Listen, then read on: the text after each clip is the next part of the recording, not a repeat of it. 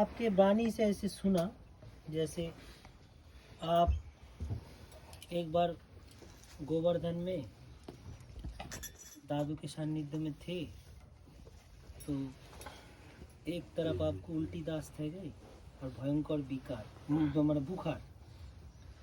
तो आप ही दादू के एकनिष्ठ अंग सेवक थे, तो दादू ने आपको बिना लिए बिना बताए आपको उसी मतलब भयंकर मर्मांतिक अवस्था में छोड़ के वृंदावन चले गए।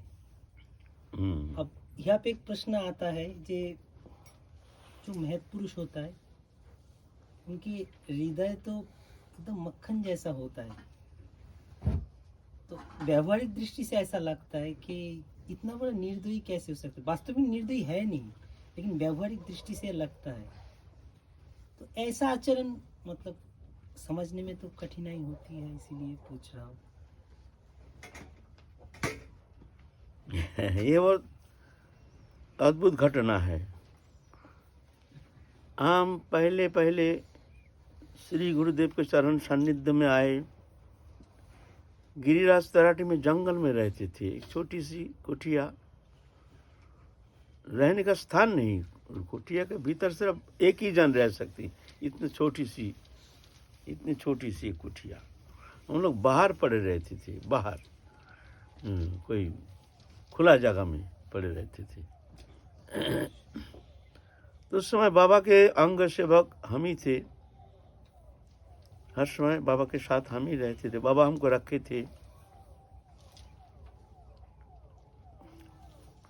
तो क्या हुआ, वो गर्मी में रह करके, और गर्मी में मान लो 1 बजे माधुपुरी जाना हो, तब तो मिट्टी बालू के ऊपर से माधुपुरी जाना बहुत, जेठ महीना में, बैसाख महीना में, खाली पैर, चप्पल तो पहनते नहीं थे। जब से घर छोड़े हैं तब से चप्पल तो पहनना छोड़ दिया, छुड़ा दिए बाबा ने।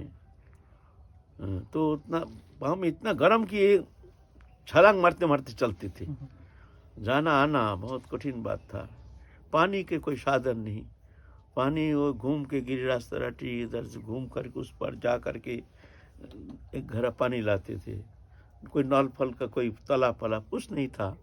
स्नान करने आते थे मानसी गंगा में, ऐसी स्थिति। तो गुरु जी के सानिध्य में रहते थे। ऐसे पाम में हीट लग करके, गर्म लग करके हमारे हालत बहुत बिगड़ गए। उसके ऊपर सूखी रोटी खाने का कोई व्यवस्था नहीं थी। हमारे ऐसे नियम था, आश्रम में कोई तुम्हारे लिए कोई व्यवस्था होगी नहीं, तुम्हारे अपनी व्यवस्था अपनी करनी पड़ेगी। एक रोटी भी नहीं देंगे। तुम क्या खाओगे, कहाँ रहोगे, ये तुम्हारी मामला। आश्रम में ऐसे निषिद्ध था। सब्जी भी नहीं चलेगा। हम लोग पहले घर छोड़ के आए हैं, माधुकुरी करते थे। उस समय माधुकुरी की इतना व्यवस्था भी नहीं थी, मिलता भी नहीं था पेट भर के, रोटी मिलता नहीं था। बहुत कठोर नियम, बहुत कठोर। क्योंकि ये वैराग्य शिक्षण, निजे तुम गुरुचरण गुरु पदाश्रय करके तुम गुरु के ऊपर भरोसा करके चलना नहीं। गुरु तुम्हारे आत्मिक कल्याण के लिए, गुरु कृपा तुम्हारे भौतिक जीवन के लिए नहीं। भौतिक जीवन में जो भी परिस्थिति आती है ये सबके लिए होता है। जो शरीरधारी प्राणी मात्र सबके लिए ऐसे होती है। चाहे भगवान भी आते हैं, भगवान को भी ऐसे ही द्वंद्व का सम्मुखीन होना पड़ता था। भगवान आए तो कितना कष्ट किए। ऐसा थोड़ी है जो हम भजन करते हैं तो हमारे कोई दुख दरिद्री नहीं रहनी चाहिए। भगवान हमको हर स्थिति में हमको सहयोग करेंगे, ऐसा थोड़ी होता है। अगर ऐसा होता तो पंच पांडव के साथ भगवान रहते थे। उनकी दुर्दशा के कोई अंत नहीं था, जन्म से लेकर के। और कौरवों का देखो कितना आराम से मस्ती से जीते थे। और पंच पांडव जंगल में, खाने का कहाँ, जंगल में खाना तो नहीं लेके बैठा है। भीम अर्जुन जाते थे धनुष बाण लेकर के, कहीं फल गर्मी में, कहीं फल मिलेगा नहीं मिलेगा, कोई पेड़ में फल है नहीं भी हो सकता है। कहाँ कंदमूल है थोड़ी हमको जानकारी है, जो यहाँ कंदमूल है तुम वहाँ से उठा के लाओ, दैववानी हो गया वहाँ कंदमूल है, ऐसा तो है नहीं। क्योंकि जैसे जब नरलीला करते हैं भगवान, तो नरलीलावत कोई वल्लम, भगवान कभी नरलीला को अतिक्रमण नहीं करते हैं। ऐसी स्थिति में कभी खाना नहीं पीना नहीं,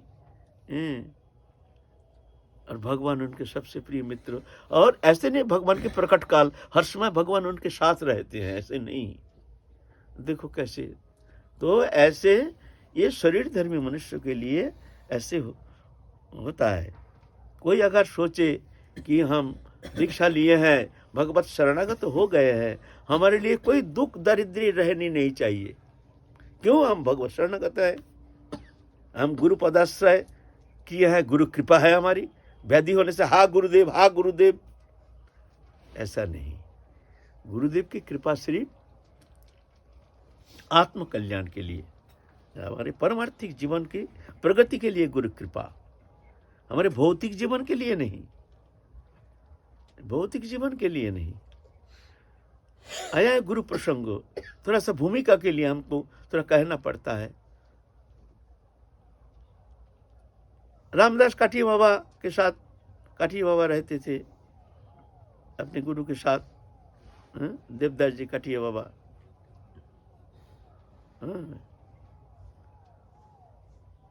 गए हैं हिमालय में, हिमालय में गंगोत्री के पास कहीं एक प्रदेश में झोपड़ी बना करके रह रहे हैं। तो वहाँ बर्फ प्रदेश है, वहाँ जटा रखते हैं, किस लिए? पीछे जटा रहता है, सामने अग्नि प्रज्वलन करके फिर सारी रात जाग करके भजन करते हैं। ऐसे इसलिए ऐसे जटा रखते थे पहले, जटा के रखने का कारण ऐसा था। तो वहाँ गए हैं भजन करने के लिए, तो अग्नि जल रही है, अचानक क्या हुआ, अग्नि बुझ गया और गुरुदेव भजन कर रहे हैं, बगल वाली झोपड़ी में गए हैं। जो अब तो मर जाएंगे, अब तो ठंडी में मर जाएंगे, अग्नि बिना तो जीना मुश्किल है, बर्फ प्रदेश है ना, अग्नि बिना जीना मुश्किल है, तो क्या करेंगे भाई। अब गुरुदेव के पास जाएंगे तो गुरुदेव तो ऐसे तो छोड़ेंगे नहीं। हमारे जैसे वर्तमान समय के गुरु थोड़ी है जो शिष्य को एकदम गोदी में भर के रखते हैं, हर स्थिति में माने गुरु संसार में जो माता पिता है उनसे भी ज़्यादा स्नेह ममता दे करके उनको रखेंगे, अच्छा बढ़िया रसगुल्ला खिलाएंगे, ऐसा थोड़ी है। उस समय की ऐसी स्थिति नहीं थी, उस समय बहुत कठोर था। ऐसे अपनी एक अच्छी तरह से एक कठोर वैराग्य जीवन व्यतीत करना, ऐसे साधु के जो धर्म है ये शिक्षा देने के लिए ऐसे करते थे। तो क्या करेंगे, उठ करके गए हैं झोपड़ी के पास, भीतर जाने का कोई साहस नहीं हो रहा है, क्योंकि भीतर जाएंगे गुरुदेव तो छोड़ेंगे नहीं, ना जाने क्या सजा देंगे। गुरुदेव जान गए हैं। कौन? रामदास। हाँ बाबा, क्यों आए हो? अग्नि बुझ गया ना, जानते हैं ना, रात्रि सोते नहीं थे, बैठे हैं जप कर रहे हैं। तो बेटा अगर सोना ही है, सो गए थे ना इसलिए बुझ गया ना। तो बेटा अगर भजन ही करना है तुमको तो जागे रहना चाहिए। तुम सो गए थे, यहाँ सोने के लिए आए, क्यों भाई? माता पिता को इस कर छल कपट करके ठगा करके उनके सेवा किए बिना तुम चले आए हो। यहाँ आके भी तुम्हारे सोने की इच्छा, खाने की इच्छा, पहनने की इच्छा। बेटा क्यों आए? जाओ, चले जाओ, घर में जाओ, घर में जाके खूब मस्ती में सो जाओ। यहाँ साधु होने के लिए क्यों आए हो? जाओ जाओ जाओ, चले जाओ, घर चले जाओ, घर चले जाओ। चुपचाप ठहरे हैं, क्या कहेंगे? चुपचाप ठहरे रहो वहां। आप बर्फ वर्षा हो रही है, बर्फ वर्षा, खाली बदन। आप देखते हैं, आप अब मरेंगे, अब मने शरीर धारण करना बड़ा कठिन हो गया, अब तो इस ऐसी परिस्थिति आ गई। फिर जा करके चिमटा से टोल अग्नि के टुकड़ा फेंक दे, ले जा, फिर कभी ऐसा नहीं करना। ले गए, जा करके अग्नि प्रज्वलन करके फिर धीरे धीरे स्वस्थ हुए। ऐसे ऐसे पहले ऐसे गुरु इस तरह से शिक्षा देते थे।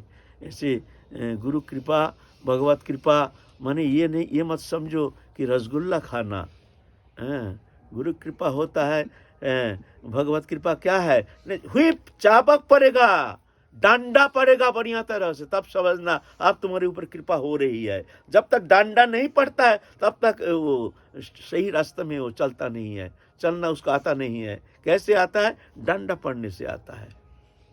हम छाती तान के चल रहे हैं, हिलते डुलते चल रहे हैं, बड़े घमंड से, मस्ती से। अचानक एक पत्थर में ठोकर लगा बड़ा जम के, एकदम झुक, बापरे बापरे बापरे, झुक गया एकदम तुरंत। तो झुका कब, ना ठोकर खाया जब। हम लोग तो झुकते नहीं है ना, ठोकर खा के झुकते हैं। विनम्रता आती नहीं है, अभिमान विनम्रता आने नहीं देते हैं। तो ठाकुर जी ठोकर मारते हैं, गुरु जी ठोकर मारते हैं। इस तरह से घात प्रतिघात द्वंद्व संघात, इसके अंदर से चलना है तुमको। भौतिक विषय, भौतिक सुख सुविधा, इसकी आशा करके तुम अगर भजन करना चाहते हो तो तुम आगे बढ़ नहीं पाओगे। हर स्थिति में, हर स्थिति में प्रभु की कृपा जान करके, दुखेशु अनुद्विग्न मना, सुखेशु विगत स्पृहा, बीत राग भय क्रोधा, स्थित धीर मुनि रुच्यते। दुख आने से घबराना नहीं, सुख आने से उस सुख को आदर नहीं करना, क्योंकि सुख रहेगा नहीं, ये धोखाबाज है। दुख तो फिर भी अच्छा है, दुख तो फिर भी अच्छा है। दुख से वो वैराग होता है, संसार के प्रति अनासक्ति आती है। अनासक्ति आने से तुम बहुत जल्दी भगवत सान्निध्य प्राप्त करने में समर्थ हो जाओगे। दुख आने से, ये संसार इतना दुखदायी है, जहाँ जहाँ ठोकर खाते हैं, हे भगवान हे भगवान, एक बार तुम्हारे चरण सान्निध्य में एक बार पहुँचे तो फिर जा करके ये संसार से हम कभी मुंह नहीं लगाएंगे।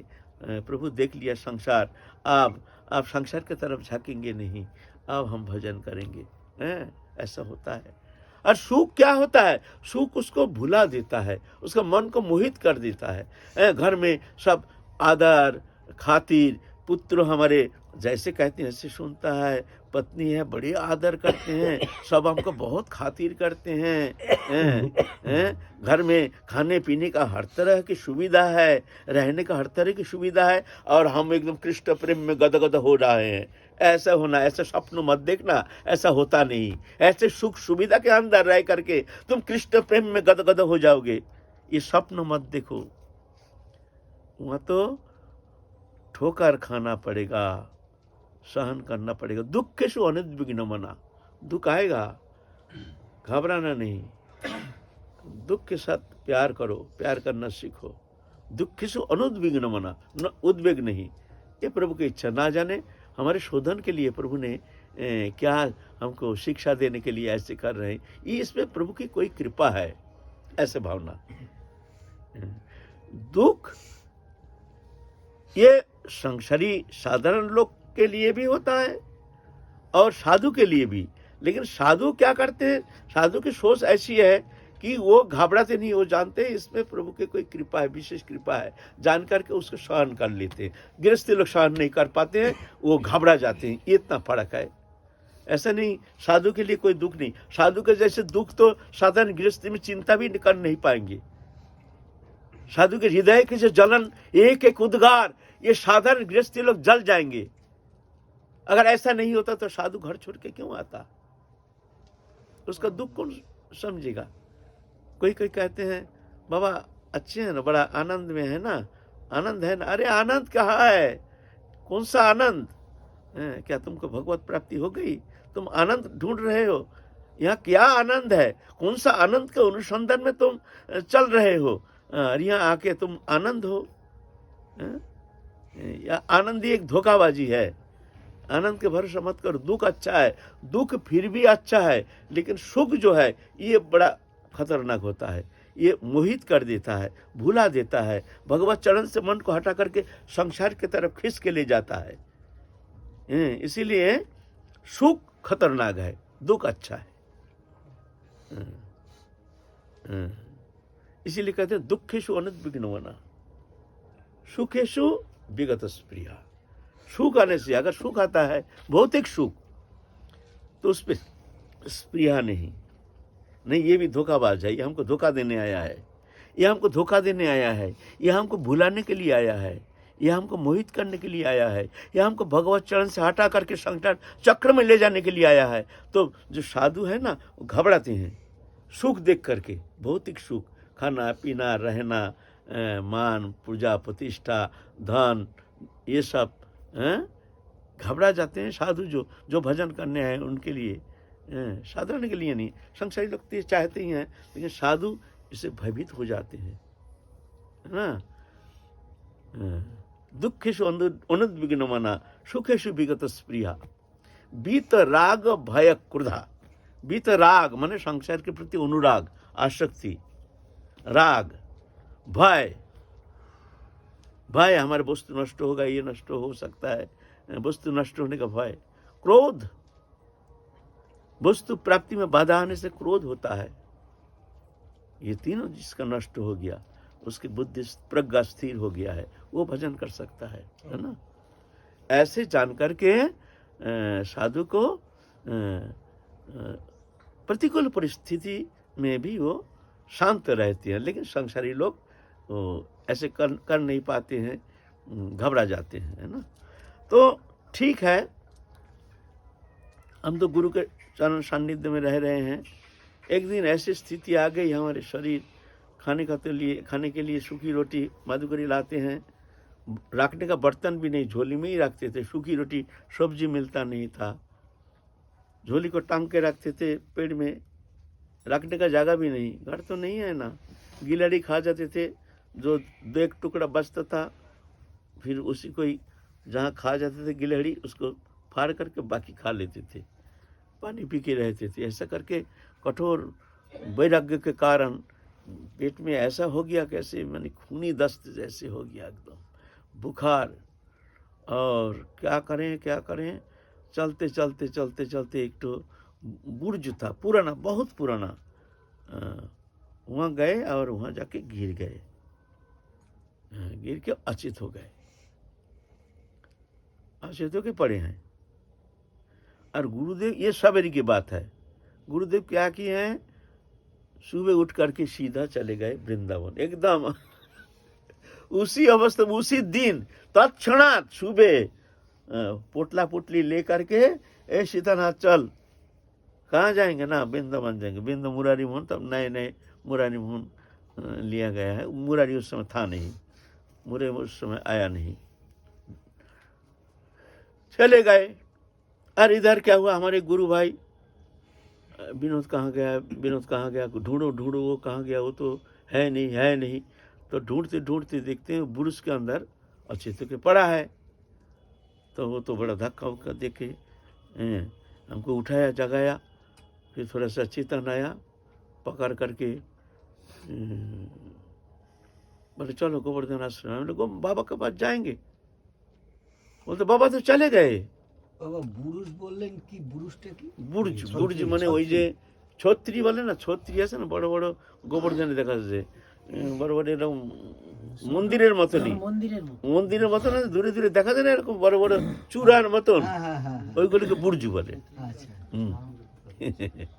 মন্দিরের চূড়ার মতো দেখা, দেখবেন ওই গোবর্ধন দিয়ে যেতে ডান দিকে বাঁ দিকে চূড়ার মতো দেখা যায়, বুর্জ বলে। बीमार से भी ज्यादा बीमार हो गया। अरे गुरुदेव चले गए हमको छोड़ के, और गुरुदेव के बिना एक दिन रहना माने हमारे लिए तो माने नरक में रहना। अब क्या करें, हमको पकड़ के ले गया गोवर्धन में ये खूनी दस्त ऐसा है। तो एक भक्त आया था बंगाल से, उसने एक कैप्सूल लिख दिया। और कैप्सूल लिखने से क्या होता, पैसा कहाँ, तो याद है 12 आना पैसा, अभी से 42 साल पहले की बात है। 12 आना पैसा दिया, जे ये एक कैप्सूल ले आओ, इसको खाने से ठीक हो जाएगा। कैप्सूल फैप्सूल कुछ नहीं हो, तो बाबा की इच्छा, कैप्सूल खाया तो लगभग ठीक हो गया। ठीक होते ही सुबह चलेंगे, हमको अभी चलना है, सुबह ही चलेंगे किसी भी कीमत पर। हमको जाना है गुरुदेव के पास।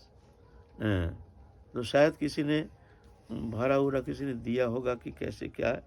हम तो गुरु जी के पास पहुंच गए। गुरुदेव हंस के कहते हैं, अरे विनोद तुम आए, ओहो हम तुम्हारे लिए बहुत चिंता कर रहे थे, हम तुम्हारे लिए इतना चिंता कर रहे थे, अच्छा हुआ, बढ़िया हुआ, बढ़िया हुआ, ठीक हुआ, बहुत बहुत सुंदर। हमको बड़ा हंसी आई। भाई हम उधर मर रहे हैं, हमको छोड़ के आ गए और कहते हम बहुत चिंता कर रहे थे। तो मन में चिंता कर रहे हैं भाई। ये जो प्रेम, ये कौन सा प्रेम है? श्रीमद् भागवत पुराण में गोपियों ने कहे हैं कृष्ण से, कृष्ण जब राष्ट्र छोड़ के चले गए ना, तो गोपी लोग जो कृष्ण आए तो कृष्ण से प्रश्न किए, तो कृष्ण कहे हैं जो 4 प्रकार प्रेम होता है, लोग व्यवहार होता है, आत्माराम, आप्तकाम, अकृतज्ञ, गुरुद्रोही।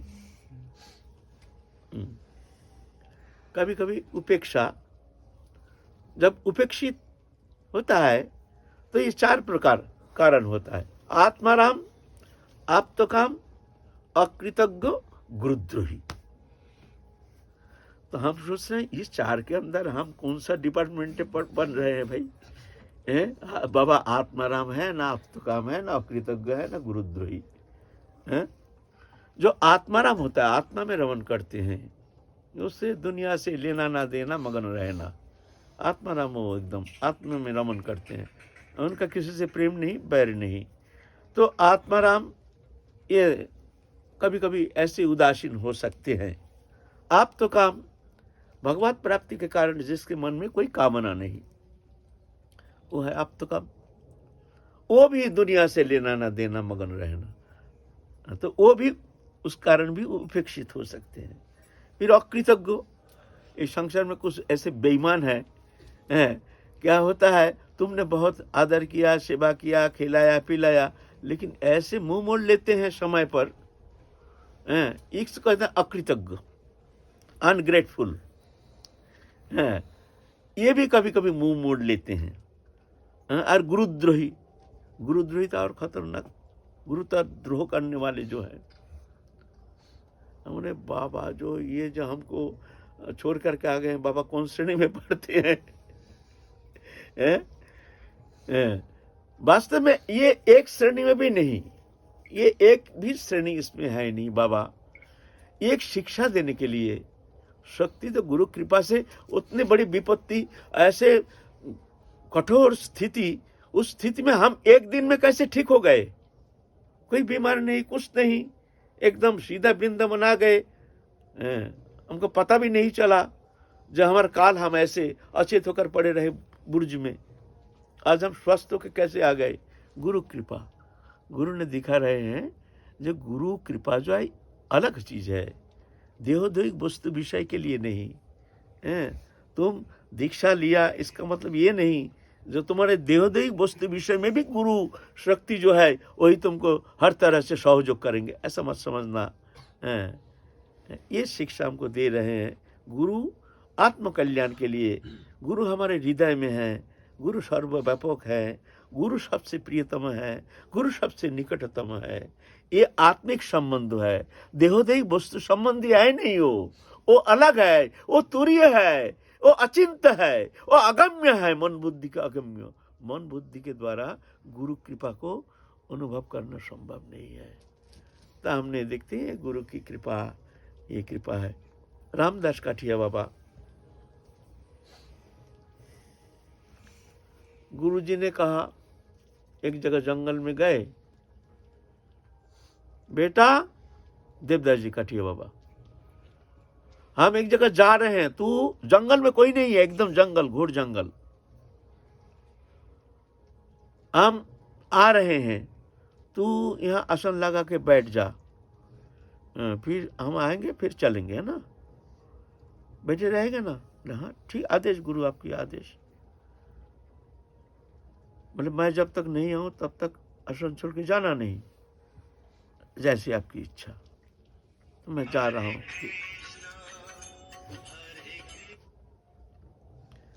गुरुदेव गए, आज भी गए, कल भी गए। शिष्य बैठे हैं आसन में, जंगल में, आसन छोड़ के जाने के लिए मना। 1 दिन, 2 दिन, 3 दिन, 4 दिन, 5 दिन, 6 दिन बीत गया, गुरुदेव का आने का नाम निशान नहीं। शिष्य बैठे हैं पेड़ के नीचे, खाना नहीं, पीना नहीं, शौचादि क्रिया नहीं, और कोई क्रिया कम नहीं है। जंगल में बैठे रहना, मच्छर डांस ये सब खा रहा है, वहीं बैठे हैं। शेर भालू जंगल में डोलता है। गुरुदेव आदेश किए हैं, जब तक नहीं आएंगे, मृत्यु का शिकार है, फिर भी यहाँ से जाना उचित नहीं, क्योंकि हम वचन दिए हैं गुरुदेव को, गुरुदेव आएंगे तभी जाएंगे। सप्तम दिन, 7 दिन के बाद गुरुदेव आके हाजिर हुए हैं। अरे रामदास, अरे तू गया नहीं कहीं? गुरुदेव आपने आदेश किया जो आश्रम छोड़ के कहीं जाना नहीं, इसलिए हम तो कहीं कैसे जाएंगे। तो तेरे शौचादि क्रिया ऐसे हुआ नहीं कुछ? बोले ना, आपकी कृपा से शौच क्रिया आदि का कोई बेग हमको परेशान नहीं किया। हर्ष दिए। बेटा इस तरह से ही गुरु आदेश पालन करना चाहिए। और आजकल तो उल्टा, गुरु कहेंगे एक, शिष्य करेंगे और। कलिजुगी जीवात्मा है, कलिजुगी हम जैसे साधक ऐसे हैं। ये कलिजुग का प्रभाव है। यह शिष्य, इसको शिष्य कहते हैं। गुरु का आदेश से कोई मतलब नहीं। भजन जीवन में परिपक्वता लाने के लिए क्या एकमात्र ये काठिन्य?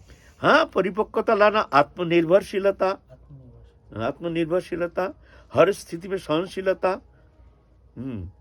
दुख है, आदि व्याधि, कोई भी परिस्थिति, प्रतिकूल परिस्थिति आ जाए, प्रभु है हमारे, वो रक्षा करेंगे।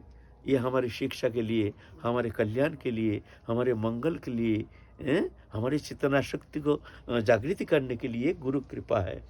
ऐसे जान करके साधक शांत रहते हैं, ऐसे हैं। तो हमारे गुरुदेव ऐसे एक तुरीय अवस्था में थे।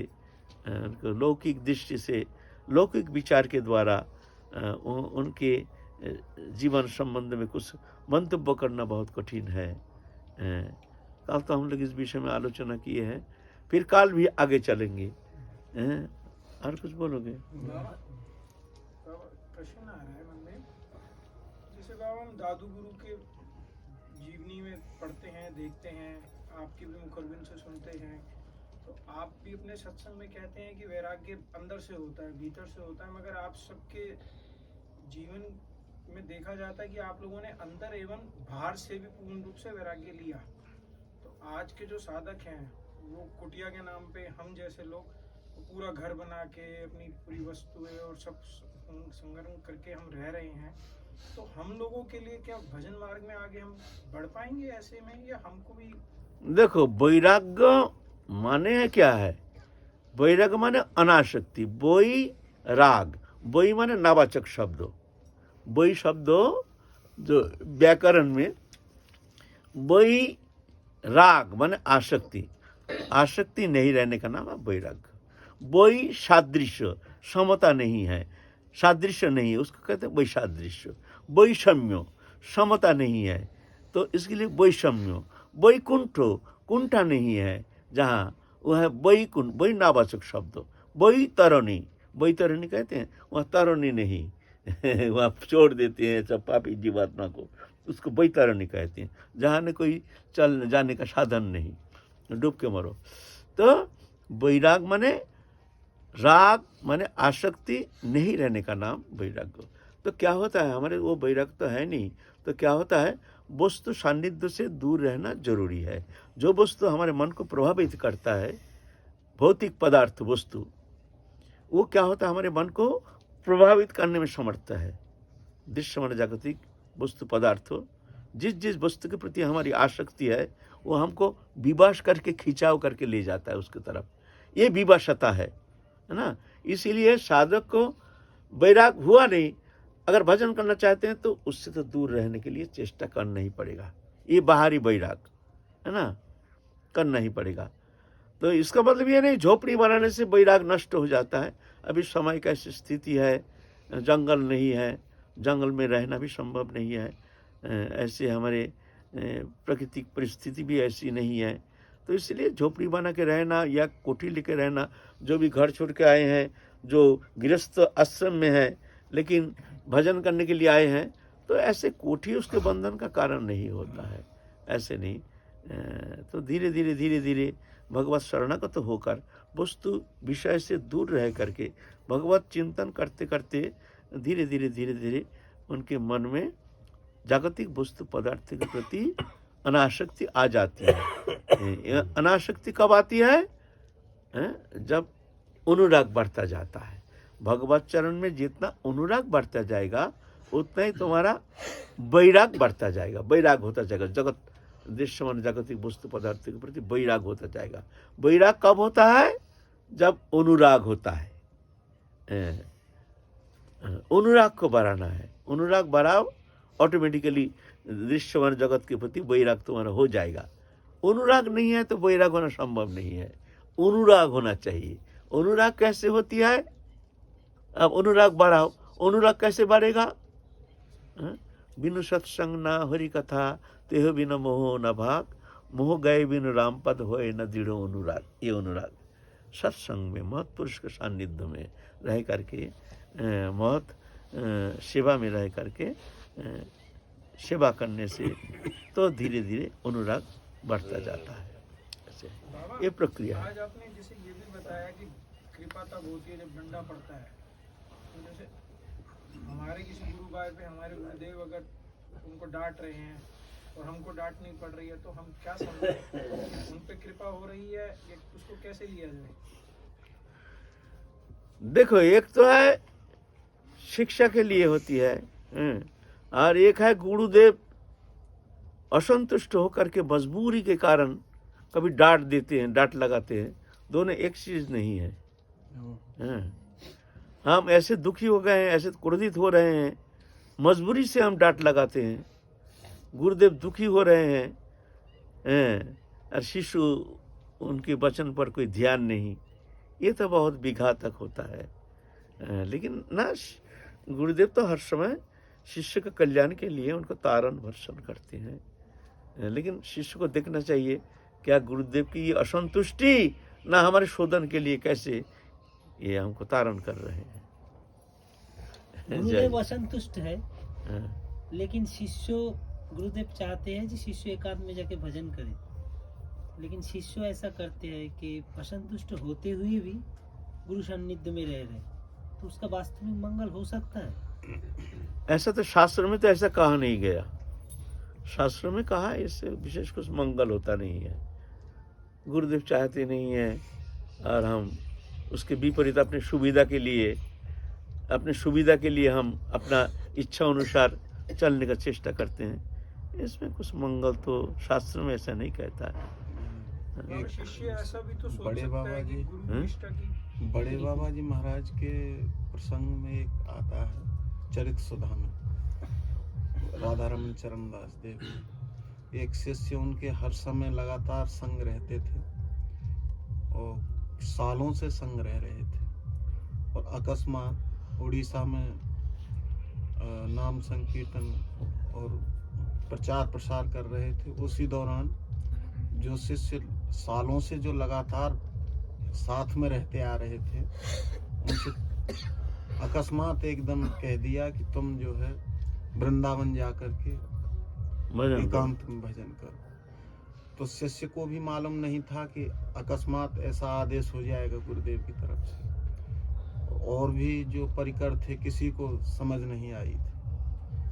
और नवद्वीप जो वरिष्ठ शिष्य थे उन्होंने कहा भी था कि गुरुदेव ऐसे अकस्मात आपने इनको ऐसा कठोर आदेश दे दिया, इनके लिए भी असहनीय और हमारे लिए भी असहनीय ये तो। लेकिन बड़े बाबा जी माने नहीं, फिर उनको वृंदावन जाना ही पड़ा। ऐसे बहुत सारे जीवन चरित है आजकल। आजकल तो सिद्धि क्यों नहीं हो रही है? बहुत सिद्धि भजन करते हैं, लाखों करोड़ों सब दीक्षा लेकर के भजन में प्रवृत्त हो रहे हैं, सिद्धि क्यों नहीं हो रही है? बहुत सारी कमियां हैं हमारे अंदर, बहुत सारी कमियां। हम कमियां को देखने के लिए तैयार नहीं।